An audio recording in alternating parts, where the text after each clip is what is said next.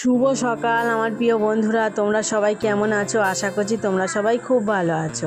আজকে তোমাদের সকলকে জানাই শুভ নববর্ষের অনেক অনেক শুভেচ্ছা।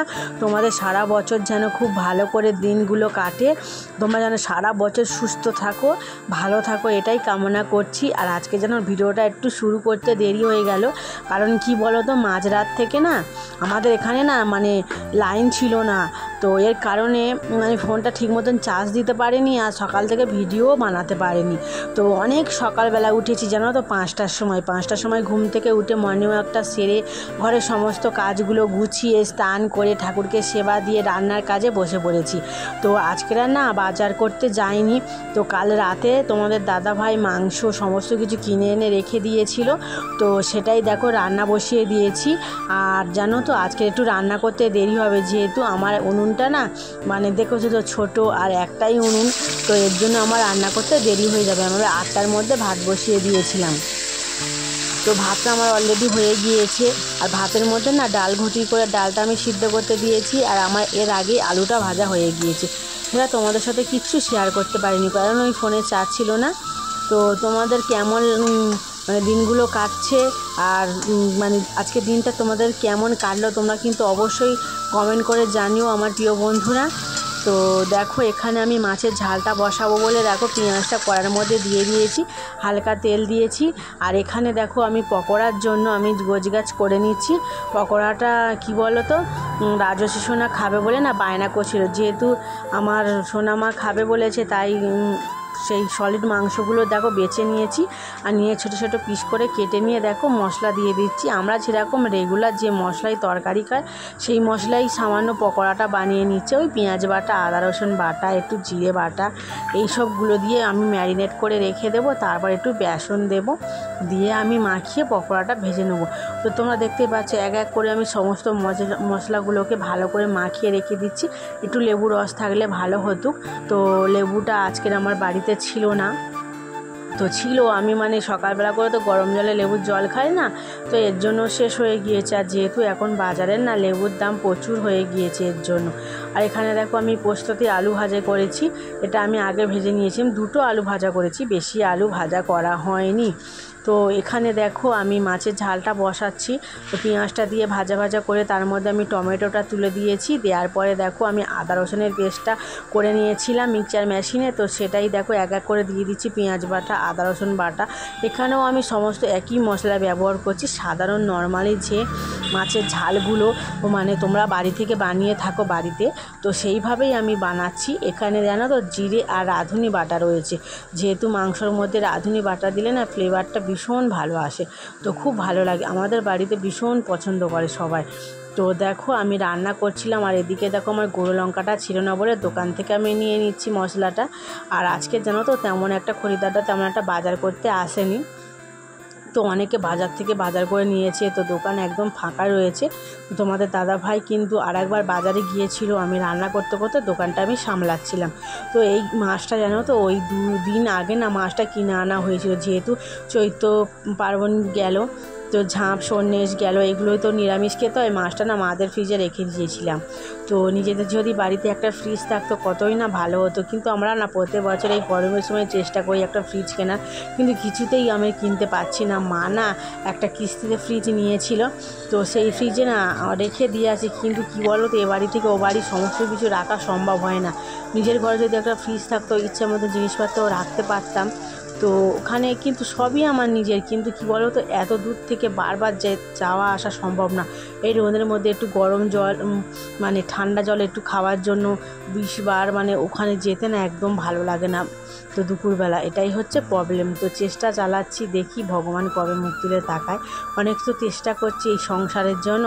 তো এখানে দেখো সোনামার আমি পকোড়াটা ভাজা হয়ে গিয়েছে, ওকে তুলে দিয়েছি, আর ও দেখো খেতে আরম্ভ করে দিয়েছি। ইদানি করে রাজস্বী সোনার কী হয়েছে বলো তো, মাংস রান্না করলে না একদম খেতেই চাইছে না, কি জানি ওর বলছে না ভালো লাগছে না খেতে। কিন্তু আজকে হঠাৎ বললো পকোড়া বানিয়ে দেওয়ার জন্য, যেহেতু ওর জন্য বানিয়ে দিয়েছি, ও হয়তো রান্না করলে কিন্তু খাবে না এর জন্য। কিন্তু 2-1 দিন মাংস না হলে ও কিন্তু বারবার বলবে যে মা মাংস আমাদের হবে না, মাংস ছাড়া ভাত খাবো না, কিন্তু মাংস রান্না করলে একদম খেতেই পারছে না। জানি না ওর কী হয়েছে, তো তোমরা যদি কিছু জেনে থাকো অবশ্যই জানিও। তো এখানে দেখো আমি আজকে না মাংসটা ম্যারিনেট করে রেখেছিলাম একটু টক দই দিয়ে। তো কারণ যেহেতু আমি টক দই মানে খাই, তো টক দইটা আনা হয়েছিল মাংসের মধ্যে। এই প্রথমবার মানে টক দইটা ব্যবহার করলাম, জানি না কেমন খেতে হবে, তো একটু ভয় ভয় করে দিয়েছিলাম।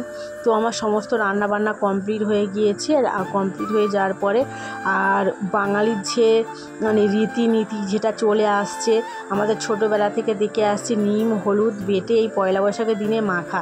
তো আমার তো এখানে শিল ছিল না বলে আমি মিক্সির মধ্যে বেটে নিয়েছি। তো কারণ কি বলো তো, একটু দেরি হয়ে গিয়েছে মিক্সিতে বাটতে। তো মশলাগুলো পেস্ট করেছিলাম, আর ওটা না ভালো করে না পরিষ্কার করে না ধুলে কি বলো তো হাত মুখ জ্বালা করবে। এর জন্য দেখো আমি ভালো করে মানে সাবান দিয়ে ভালো করে পরিষ্কার করে ধুয়ে নিয়ে তারপরে নিম হলুদটা বেটে নিয়ে ওকে মাখিয়েছি। আর আজকে রাজস্বী সোনা নিজে নিজেই মেখেছে। আর তো ওকে দেখো কল থেকে জল এনে স্নানটা করিয়ে দিচ্ছে। আর এখানে দেখো তোমাদের দাদাভাই তো সকাল থেকে আচার খাচ্ছে, যে কখন আমি নিম হলুদটা বেটে দেবো ও মাখবে। তো দেখো ফাইনালি ও মাখতে আরম্ভ করে দিয়েছে। আর ও কিন্তু ভীষণ হ্যাপি যে আজকের দিনে নিম হলুদটা মাখছে। তো আর এদিকে দেখো ভীষণ রোদ, জানো তো এই ছাগলটাকে বেঁধে রেখেছে, ও কিন্তু রোদে কষ্ট পাচ্ছে, মানে রাস্তায় দাঁড়ানোই যাচ্ছে না, এতটা পর্যন্ত রোদ আর ভীষণ গরম। তো এখানে দেখো আমি রাজস্বীকে খাওয়ানোর জন্য দেখো আমি ভাতটা বাড়ছি। রাজস্বী না, আমরা সবাই একসাথে খাবো। আমরা শ্বশুরমশাইয়ের ভাতটা আমি মানে বেড়ে দিয়ে এসেছি, ওনার ওই বাড়িতে দিয়ে এসেছি। আর এখানে দেখো আমি কি বানিয়েছি, দেখো পায়েস বানিয়েছি, ডাল, এখানে ডাল বানিয়েছি, এটা মুগের ডাল, আলু ভাজা করেছি, এটা রাজস্বী সোনার মানে মাংস, এটা দেখো মাছের ঝাল বানিয়েছি, এটা আমাদের মাংস তরকারি মানে ঝাল ঝাল আর মিষ্টি মিষ্টি রয়েছে আজকে। আর এখানে দেখো আমের চাটনি রয়েছে। এই সবগুলো আমি আজকে রান্না করেছি। আর পাঁপড়ও ভাজা করেছি। এগুলো করতে কিন্তু অনেকটা সময় লেগেছে। আর একটা কথা শোনো, আমার মায়াদের বাড়িতে না, তো আমার বোনের শাশুড়ি আর বোনের মেয়ে এসেছিলো। তো ওদের বাড়িতে না মাংস খেতে নেই, যেহেতু একটু অসুবিধা রয়েছে, মা তার জন্য না আমাকে 1 কিলো মাংস কিনে দিয়ে গিয়েছিল ওদেরকে আলাদা রান্না করে দেওয়ার জন্য। তো বলেছিল একসাথে রান্না করার, কিন্তু আমি আলাদা রান্না করে ওদেরকে দিয়েছি। তো চলো এবার খাওয়া দাওয়া করে নিই। তো দুপুরবেলা খাওয়া দাওয়া করে টানা না আমরা 3 জনে মিলে এখন অনেকটা মানে পরিমাণ ঘুমিয়ে নিয়েছি অনেক সময় ধরে।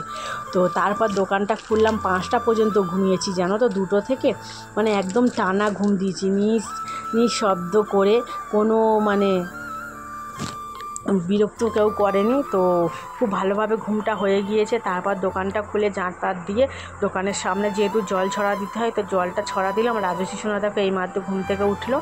আর আমি যে দুপুরবেলা বাসন কোসন তো মাজিনি, তো সেগুলোই ছিল, সেগুলোই মেজে নিচ্ছি। আর আমাদের এখানে জলের প্রচণ্ড কষ্ট, যতক্ষণ না কল থেকে জল আনবো ততক্ষণ বাসন মাজা যায় না।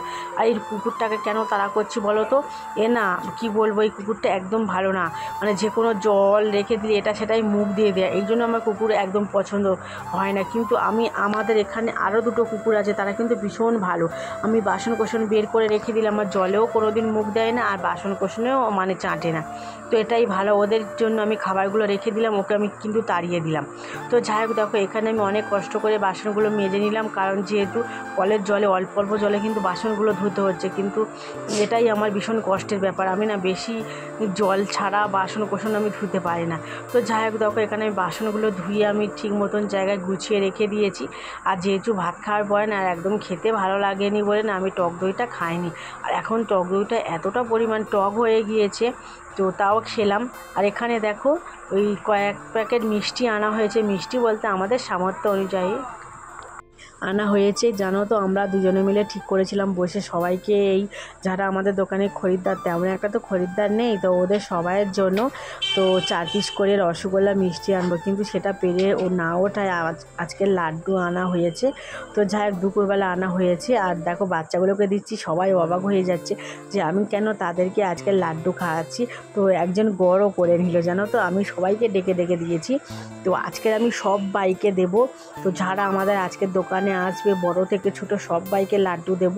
তো যা লাড্ডু আনা হয়েছে সবাইকে দেবো। যারা আমাদের দোকানে খরিদ্দার তাদেরকে 5 পিস করে লাড্ডু দেওয়া হবে, তাদের জন্য জানো তো বাটি নিয়ে এসেছি। এই লাড্ডুটা কিন্তু সবাইকে দিচ্ছি, কিন্তু আমার কিন্তু না অন্তর থেকে এতটা ভীষণ খুশি লাগছে কি বলবো তোমাদের কাছে।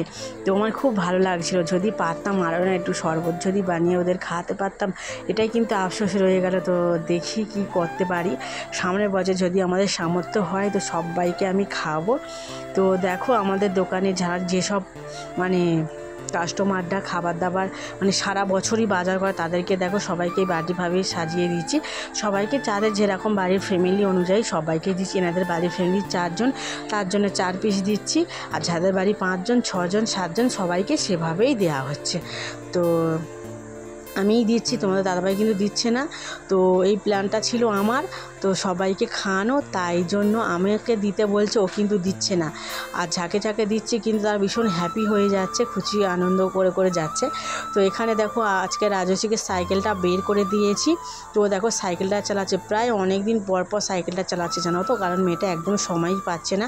আর তাছাড়া সাইকেল চালাতে গেলে যেহেতু রাস্তার মধ্যে না ওর পিছন পিছন একজন করে দাঁড়িয়ে থাকতে হয়, কারণ কী বলো তো এই রাস্তার মধ্যে অনেক বড় বড় গাড়ি যাচ্ছে, কোথায় কী হবে ঠিক ঠিকানা থাকে না। তো এর জন্য আজকে ওর বাবা পিছন পিছন ঘুরছে। ওর বাবাকে বলেছি তোমাকে আজকে ছুটি, তো আমি আজকে দোকানে থাকবো, তো তুমি তোমার মেয়ের সাথে তুমি সময়টা কাটাও। কিন্তু এই সময়টা কাটাচ্ছে ও ঘরের মধ্যে রয়েছে, আমি দোকানটা চালাচ্ছি। কারণ একবেলা যা রান্না করেছি না, তো সেই খাবার দাবারই সব পড়ে রয়েছে, এবেলা আর কিছু রান্না করতে লাগবে না। তো ভেবেছিলাম আমাদের কাছাকাছি না একটা মেলা বসেছে, সেখানে যাই, কিন্তু মেলায় যেতে গেলে শুধু মেলা ঘুরতে গেলে কি হয় না, টাকা পয়সাও সঙ্গে করে নিয়ে যেতে হয়, তো সেটাই এখন নেই। তো এর জন্য যাচ্ছি না, কিন্তু একটু আফসোস রয়ে যাচ্ছে। অনেকে তো যাচ্ছে, সেটা দেখে কিন্তু নিজের একটা হিংসা মনে হচ্ছে যে তারা যাচ্ছে কেন আমরা যাচ্ছি না। কিন্তু ভগবান যার যেরকম ভাবে সৃষ্টি করেছে, যার যেরকম সামর্থ্য দিয়েছে, তো কিন্তু সে সেইভাবে চলবে। তো আমার ছোটোবেলা থেকে সেইভাবে চলার অভ্যেস আছে, তাই জন্য শ্বশুরবাড়িতে এসে আমার কোনো অসুবিধা হয় না, যে কোনো পরিস্থিতিতে আমি সব মানিয়ে গুছিয়ে নিচ্ছি। তো আমি চাই সবার সাথে ভালোভাবে সুখে থাকতে, আমি কিন্তু ঝগড়াঝাটি করতে চাই না। কিন্তু এমন এমন পরিস্থিতি আসে, কেউ কিন্তু আমাকে বোঝারই চেষ্টা করে না, উল্টে আমার ওপরই দোষ দেয়। আমি কিন্তু সবার ভালোই চাই, সবাইকে ভালোবেসে কাছে টেনে নিয়ে একসাথে থাকতে চাই, কিন্তু এইটা আমাকে কেউ বোঝে না এই কথাটা। তো সবাই ভাবে আমিই খারাপ। তো যাই হোক, আজকের দিনটা আমরা মিলেমিশে কাটিয়েছি, ভীষণ আনন্দ করলাম, ভালো করলাম। তো যেভাবে সামর্থ্য সেইভাবে দিনটা আজকে কাটালাম। তো তোমরা অবশ্যই কমেন্ট করে জানিও আজকের দিনটা তোমরা কীভাবে কাটিয়েছো, কি রান্না করে খাওয়া দাওয়া করেছো, তোমরা কিন্তু অবশ্যই জানিও। আর ভিডিওটা কেমন লাগলো কিন্তু অবশ্যই কমেন্ট করতে কিন্তু ভুলবে না। প্লিজ ভিডিওটা দেখার পর একটা লাইক কমেন্ট করে দিও। তো আজ তবে আসি, কাল অবশ্যই তোমাদের সাথে দেখা হবে। Tata, bye bye, good night.